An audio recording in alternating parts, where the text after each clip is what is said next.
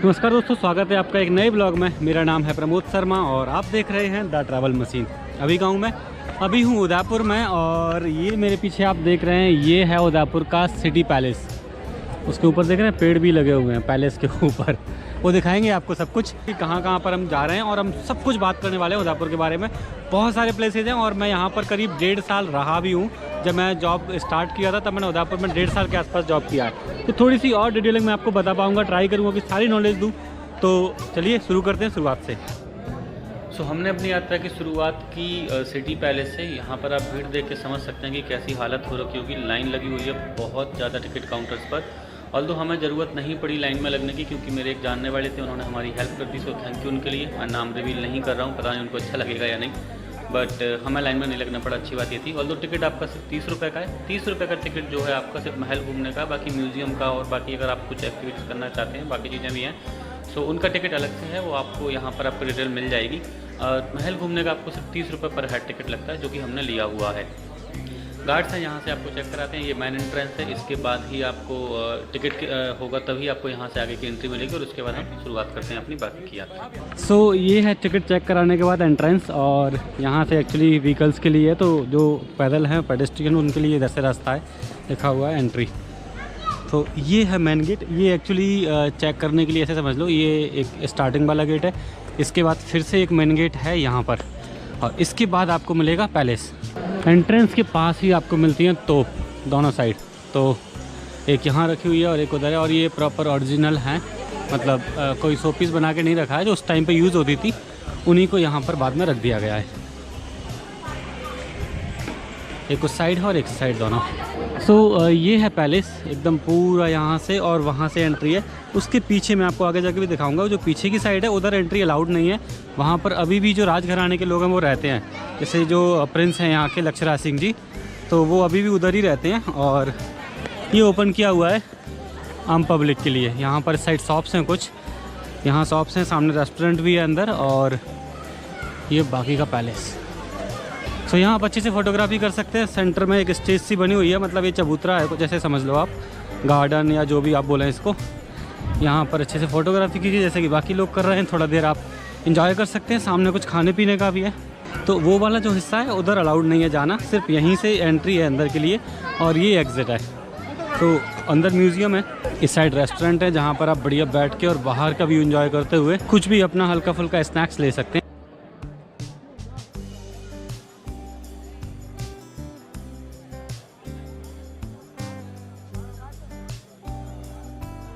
ये है महल के अंदर जाने का मेन दरवाज़ा, और इसको बोलते हैं तोरण द्वार या तोरण पोल, एग्जैक्ट मुझे याद नहीं है। और देखो कितना बड़ा है यार, बहुत ही ज़बरदस्त। यहाँ से हाथी निकलते थे, इसलिए इतना बड़ा बनाया जाता है इसको। और लाइन देख रहे हो कितनी भयंकर है। उधर जाना है हमको, और ये पूरी लाइन है, इधर से पीछे से लाइन लगी हुई है, वहाँ से आना है। लेडीज लेफ्ट साइड से चलिए, जेंट्स राइट साइड से चलिए। अपना अपना टिकट अपने हाथ में रखिए।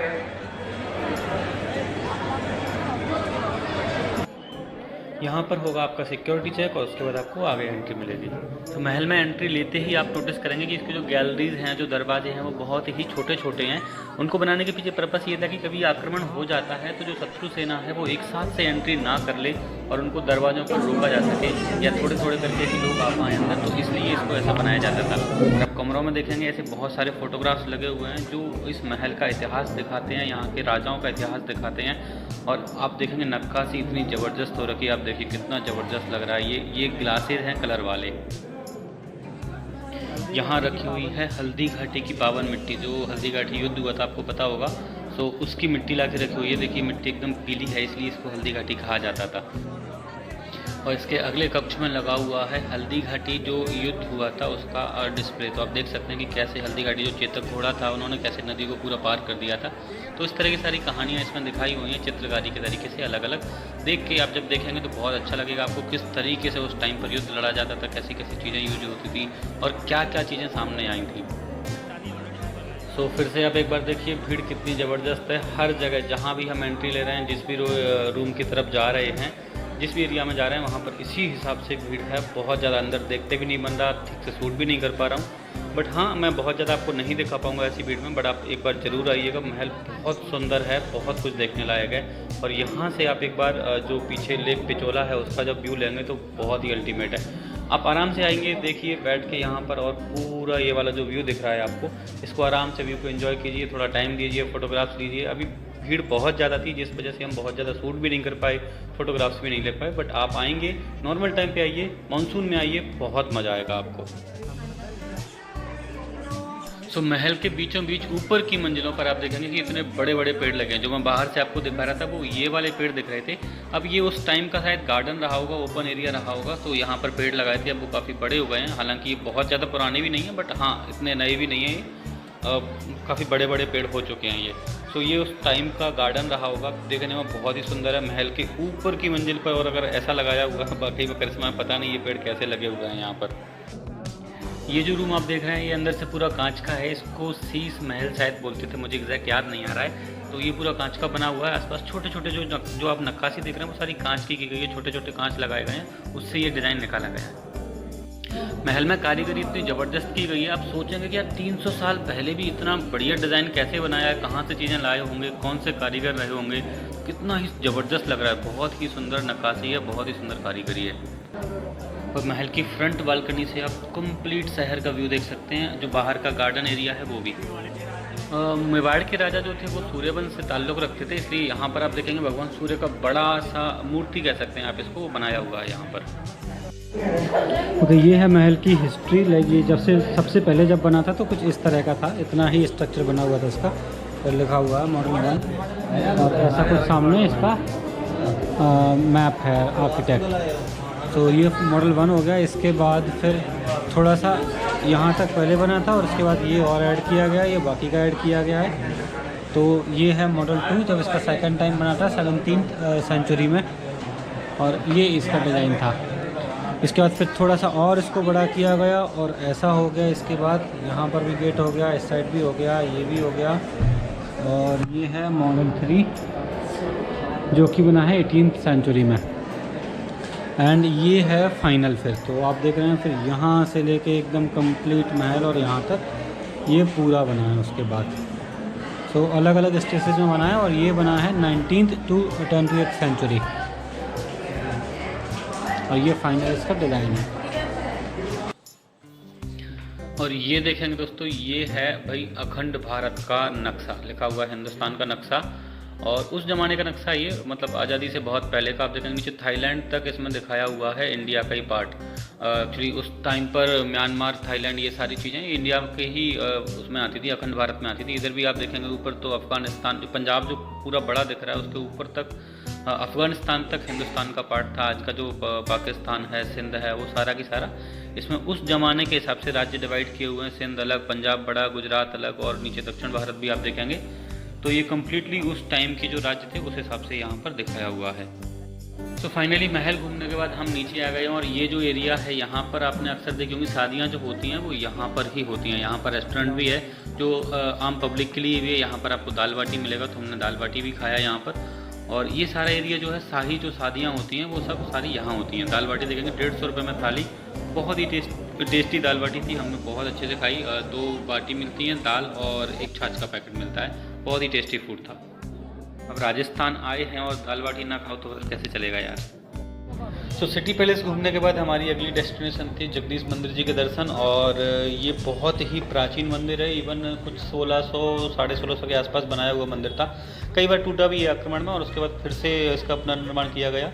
सो बहुत ही माना हुआ मंदिर है, शहर के एकदम बीचों बीच। सिटी पैलेस के पास में ही है, मुश्किल से 100-150 मीटर पास होगा। तो जगदीश जी के दर्शन किए हमने। हालांकि काम चल रहा है थोड़ा सा, आप देखेंगे मंदिर का, तो उतना अच्छा स्ट्रक्चर अभी नहीं बना हुआ है, अंदर थोड़ा सा काम है, तो रस्सी वगैरह वो सारी चीज़ें बांधी हुई हैं। बट हाँ, दर्शन तो बहुत अच्छे से हुए, हमें बहुत ही बढ़िया लगा यहाँ पर। अगर आप उदयपुर प्लान कर रहे हैं तो एक बार जगदीश मंदिर आना तो 100% बनता ही है। जगदीश जी के दर्शन करें, आशीर्वाद लें, और उसके बाद अपना बाकी का काम करें।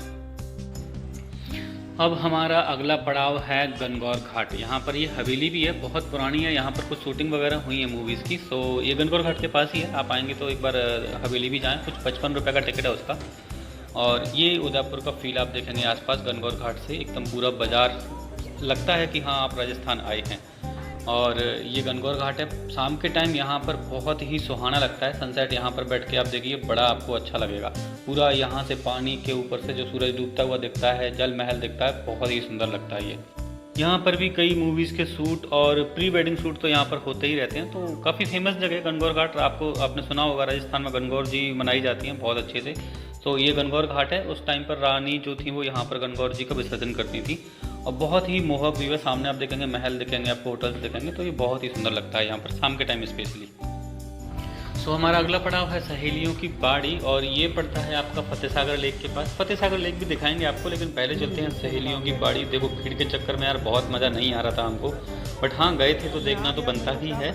और यहाँ का टिकट है मात्र 20 रुपये। अंदर बहुत ज़्यादा कुछ नहीं है, एक बहुत ही ब्यूटीफुल गार्डन है और फाउंटेन्स बने हुए हैं। और ये जो सहेलियों की बाड़ी है ये उस टाइम पर रानियों के लिए बनाया हुआ था कि रानी आराम से यहाँ पर जाके, कोई और किसी की एंट्री नहीं थी यहाँ पर, रानी और उनकी दासियाँ ही होती थी, यानी कि मेनली लेडीज़ जो होती थी उनके लिए।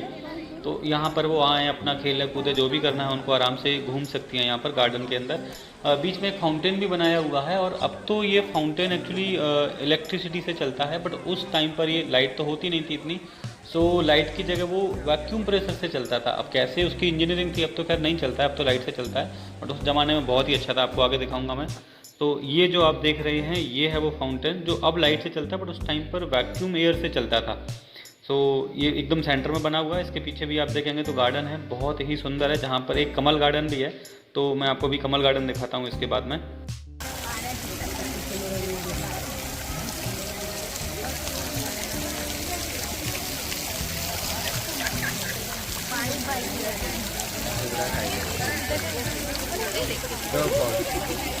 ओके, सो नेक्स्ट प्लेस है नीमच माता मंदिर और नीमच माता मंदिर के लिए पैदल जाना पड़ता है करीब 1 से 1.5 किलोमीटर, इधर लिखा हुआ है। और सामने पिछोला वाले फतेह सागर वाले रोड से उधर से एक रास्ता है सामने से, और पैदल पैदल फिर यहाँ से जाना है। वो देखो बेल कितने भयंकर लगे हैं, देखो खतरनाक, कच्चे हैं लेकिन बड़े कितने हैं। वो सामने है एंट्रेंस।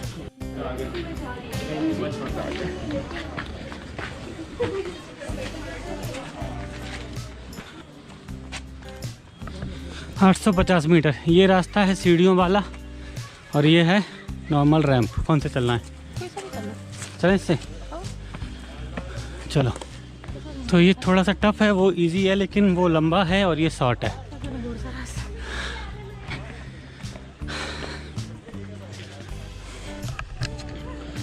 बहुत पहले 10 साल पहले आया था यहाँ पर और अब जा रहा हूँ।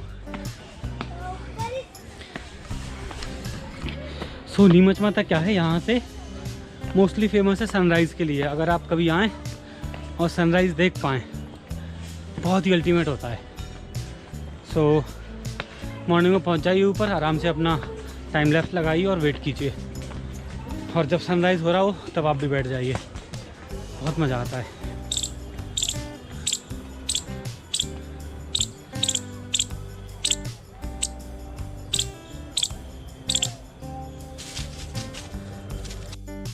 तो फाइनली 850 मीटर की चढ़ाई के बाद हम पहुंच गए हैं नीमच माता मंदिर, और यहाँ पर सनसेट होने वाला था। चूँकि हालांकि आज थोड़ी सी धुंध है जिस वजह से उतना क्लियर नहीं दिख रहा है, बट तब भी ऊपर से नज़ारा तो बहुत ही अच्छा दिखा। और हम खुशकिस्मत थे कि हम आए आरती के टाइम पर और हमने आरती में भी पार्टिसिपेट किया। यहाँ से आप देखेंगे कंप्लीट फतेह सागर का व्यू। ये सनसेट हो रहा है सामने, हालांकि अगर यहाँ पर धुंध नहीं होती तो बहुत अच्छा लगता है ये। सो ये है फतेह सागर लेक और ये आसपास का शहर बसा हुआ है। सुबह आप आएंगे, सनराइज़ यहाँ से बहुत ही औसम दिखता है सामने की साइड से। सनसेट भी अच्छा होता है बट सनराइज़ बहुत अच्छा होता है। और ये है नीमच माता जी का मंदिर।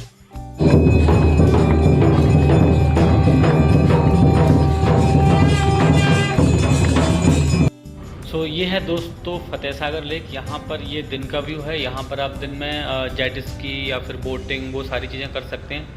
व्यू देखो बहुत ही सुंदर है। ये हम मार्केट से अपोजिट साइड में है। एक्चुअली मार्केट की साइड हम लोग शाम के टाइम थे, मैं आपको आगे वो भी दिखा दूंगा। अगर आपको मार्केट की साइड रहना है जहाँ पर आपको खाने पीने के स्टॉल्स मिलेंगे, थोड़ा सा शाम की लाइफ को एंजॉय करना है, तो आप शाम को जाइए। दिन में आप बाकी चारों तरफ से इसको एक्सप्लोर कर सकते हैं जहाँ कम भीड़ हो। बहुत ही सुंदर दिखने वाला है आपको।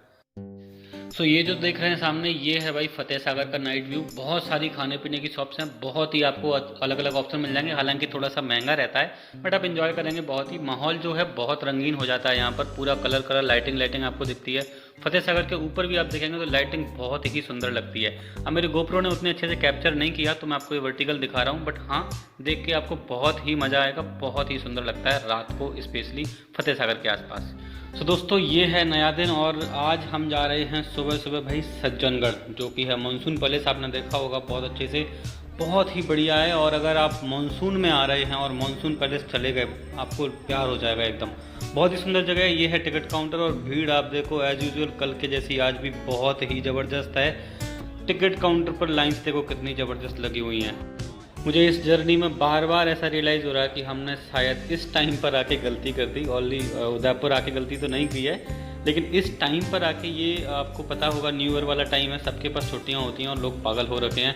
जो भी आसपास के हैं उदयपुर के, उनके लिए सबसे फेवरेट जगह जो है वो उदयपुर है भी सुंदर, जाने लायक है। तो फिर हम ही क्यों, सभी लोग जाएंगे। सज्जनगढ़ आप 3 तरीके से जा सकते हैं। ऑलरेडी टिकट तो आपको लेना ही पड़ेगा, लेकिन इसके अलावा आप व्हीकल्स की बात करें तो आप अपनी बाइक लेके जा सकते हैं। उसका शायद 150 रुपये टिकट है बाइक ले जाने का, और कार लेके जाएंगे तो 300 रुपीज़ लगता है। और इसके अलावा एक चॉइस और है आपके पास, मान लीजिए आप बाइक या कार से नहीं आए हैं तो फिर यहाँ पर एक लोकल जो टैक्सी चलती है, जो गामा वगैरह चलती हैं, बोलेरो टाइप की गाड़ियाँ, वो आपको यहाँ से पिक करेंगे और यहीं पर ड्रॉप करेंगे नीचे। तो उसके लिए आपको 106 रुपये का टिकट लेना होता है। आपको नीचे से पिक करेंगे और नीचे ही आपको ड्रॉप कर देंगे। सो सज्जनगढ़ में क्या क्या आकर्षण का केंद्र है? 2 चीज़ें हैं। ऑब्वियसली फोर्ट तो है ही, वो तो एकदम सुपर चीज़ है। आप सनसेट के टाइम आप जाइए सज्जनगढ़। एक्चुअली शाम को 5 बजे बंद हो जाता है, बट उसके बाद आप वहाँ पर थोड़ा सा रुक सकते हैं, सनसेट देख सकते हैं। तो सनसेट आप सज्जनगढ़ का देखिए, बहुत ही सुंदर लगता है वहाँ से। और इसके अलावा आप जंगल सफारी भी कर सकते हैं। यहाँ पर जंगल सफारी भी होती है, उसका चार्ज शायद 649 रुपीज़ पर हेड है। इसके अलावा एंट्री के पास ही ये है बायोलॉजिकल पार्क, जैविक उद्यान। तो आप यहाँ भी जा सकते हैं। इसमें भी हम तो नहीं गए ऑलरेडी, बट आप लोग अगर आप इंटरेस्टेड हैं इसमें तो आप यहाँ भी जा सकते हैं और इसको थोड़ा सा आप इंजॉय कर सकते हैं। सो यहाँ से आपको मिलती है जो पब्लिक ट्रांसपोर्ट वाली गाड़ी है, ये जो बोलेरो देख रहे हैं, और ये लोगों ने लाइन लगा के रखी हुई है।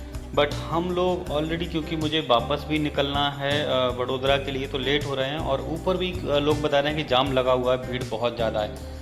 सो फाइनली मैं यहाँ पर स्किप कर रहा हूँ, हम लोग नहीं जा रहे हैं, मैं वापस निकलता हूँ। और अब हमें जाना है वडोदरा। मुझे कुछ लोगों से भी मिलना है, तो हमारे पास टाइम बहुत लिमिटेड है और ड्राइव भी मेरी बड़ी लंबी है। तो इस ब्लॉग को हम यहीं ख़त्म करते हैं। इसके बारे में डिस्कस करते हैं रास्ते में वापस जाते हुए। देखो मुझे मुश्किल से 10 मिनट वो होंगे अभी बायोलॉजिकल पार्क तक जाने में, और लाइन देखो कितनी लंबी। इस तरीके की भीड़ हो रखी है ना बहुत ज़्यादा।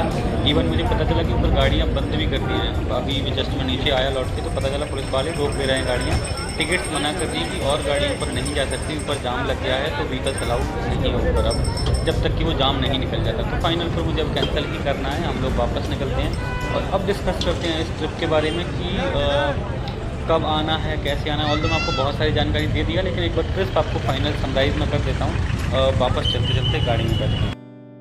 सो सबसे पहले बात करते हैं मोड ऑफ ट्रांसपोर्ट की, कि उदयपुर कैसे आना है। तो आने के लिए आपको सभी तरह की ट्रांसपोर्ट्स मिल जाएंगे। जैसे आप यहाँ पर रेलवे स्टेशन है तो आप ट्रेन से आ सकते हैं, एयरपोर्ट है तो आप हवाई जहाज़ से भी आ सकते हैं, बस से भी आ सकते हैं। आसपास के लगभग सभी जो मेजर सिटीज़ हैं, अहमदाबाद, जयपुर, तो कोटा, वहाँ से आपको बस मिल जाएगी उदयपुर के लिए डायरेक्ट। इसके अलावा आप अपने ओन व्हीकल से तो आ ही सकते हैं, बेस्ट वे वही होता है मेरी नज़र में। तो अगर बात करें कितने दिन के लिए आना है, तो मेरे ख्याल से 2 दिन आपको मिनिमम चाहिए होंगे उदयपुर के लिए। इससे ज़्यादा अगर आप करना चाहते हैं, क्योंकि और भी छोटी छोटी बहुत सारी जगह हैं जहाँ पर मैं नहीं गया, या फिर मैं अपने टेन्योर में बहुत यहाँ पर रहा हूँ, मैंने जैसा बताया, तो बहुत सारी जगह हैं जो आप एक्सप्लोर कर सकते हैं। तो 3 से 4 दिन भी आप आराम से अगर चाहते हैं यहाँ पर बिताना, तो आप आराम से, आप बिल्कुल भी बोर नहीं होंगे। 3-4 दिन के लिए आपके पास यहाँ पर आसपास जैसे करणी माता मंदिर है, एकलिंग जी हैं, तो ये आप जा सकते हैं। इवन माउंट आबू भी अगर आप प्लान कर रहे हैं तो उसको और एक्सटेंड कर सकते हैं फर्दर 1-2 दिन। तो इवन पूरा वीक अगर आप यहाँ पर देना चाहते हैं तो बोर नहीं होंगे, ये पक्का है। बट मिनिमम 2 दिन लेके जरूर आइए। अगर आप उदयपुर भी घूमना चाह रहे हैं तो आपको 2 दिन तो लगेंगे ही लगेंगे। इसके अलावा अगर मैं बात करूं होटल्स वगैरह की, तो यहाँ पर बहुत सारे होटल्स अवेलेबल हैं और सभी प्रकार के होटल आपको मिल जाएंगे, सस्ते से सस्ते भी और महंगे से महंगे। आपको 5 स्टार 7 स्टार टाइप के होटल्स भी यहाँ पर मिल जाएंगे और एकदम चीप से चीप जो 700-800 में मिलते हैं। और तो सीजन के टाइम पर यहाँ पर ऊपर नीचे होता रहता है रेट, तो आप ये मत सोचना कि नहीं मैं तो 1000 रुपये में ही रुकूंगा। हो सकता है कि आपको 1000 रुपये में उस टाइम पर ना मिले, बट हाँ 1000 रुपये से स्टार्टिंग हो जाती है, 700-800 से भी स्टार्टिंग हो जाती है ऑफ सीजन में। तो वाइड यहाँ पर एकदम रेंज अवेलेबल है होटल्स की, सस्ते से सस्ते और महंगे से महंगा आपको सभी तरह का आसानी से मिल जाएगा, बहुत ज़्यादा स्ट्रगल नहीं करना पड़ेगा।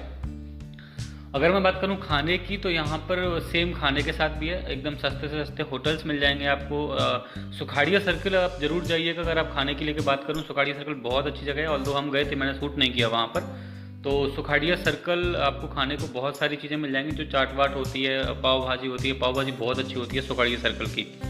बाकी रेस्टोरेंट्स भी अगर आप जाना चाहते हैं तो आराम से आपको सस्ता रेस्टोरेंट्स मिल जाएंगे। 100-150 रुपये में आपका एक आदमी आराम से पेट भर के खाना खा सकता है। बाकी ऊपर आप जितना जाना चाहते हैं आप जा सकते हैं। और फाइनली बात करते हैं सबसे इम्पोर्टेंट क्वेश्चन की कि कब आना है। तो इस मेरे एक्सपीरियंस के बाद मैं कहूँगा कि छुट्टियों के टाइम पर तो कभी मत आना। ऑल्दो मैं अगर बात करूं तो उदयपुर का मानसून सबसे सुहाना होता है और मानसून में बहुत ही ब्यूटीफुल लगता है। जब फतेह सागर लेक छलक रहा होता है, आसपास की सारी पहाड़ियां जो हैं वो ग्रीन हो जाती हैं, मानसून पहले से आपको उदयपुर पूरा ग्रीन देख के बहुत ही मज़ा आने वाला है। तो मैं कहूँगा मोस्ट रिकमेंडेड है कि मानसून में ही आइए। अगर आप मानसून में नहीं आ सकते बाई चांस, तो आप विंटर के सीज़न में भी आ सकते हैं, अच्छा लगता है। समर में मैं आपको उतना अच्छे से नहीं बोलूँगा कि आप आएँ, क्योंकि यहाँ पर भी गर्मी रहती है अच्छी खासी, तो आप आ सकते हैं। शामें सुहानी रहती हैं यहाँ पर, आप झीलों के किनारे आराम से एंजॉय कर सकते हैं शाम को। बट दोपहर में गर्मी लगेगी आपको, तो अगर आपके पास समर में ही छुट्टियाँ हैं तो आ सकते हैं, इग्नोर ना करें। बट हाँ, समर इग्नोर करके आप अगर विंटर में आ सकते हैं या फिर आप मानसून में आ सकते हैं तो बेस्ट है मानसून। उसके बाद मैं कहूँगा विंटर, उसके बाद समर सबसे लास्ट में। सो ये था मेरा उदयपुर का ब्लॉग। उम्मीद है आपको अच्छा लगा होगा। हालांकि जितना अच्छा मैं बनाना चाह रहा था उतना अच्छा नहीं बना, बट जो है आपके सामने है। सो प्लीज़ चैनल को सब्सक्राइब जरूर कर लीजिए। ऐसे बहुत सारे ब्लॉग्स यहाँ पर अवेलेबल हैं और भी यहाँ पर आते रहेंगे। सो मिलते हैं आपसे अगले ब्लॉग में, तब तक के लिए स्वस्थ रहें, व्यस्त रहें, मस्त रहें। जय हिंद।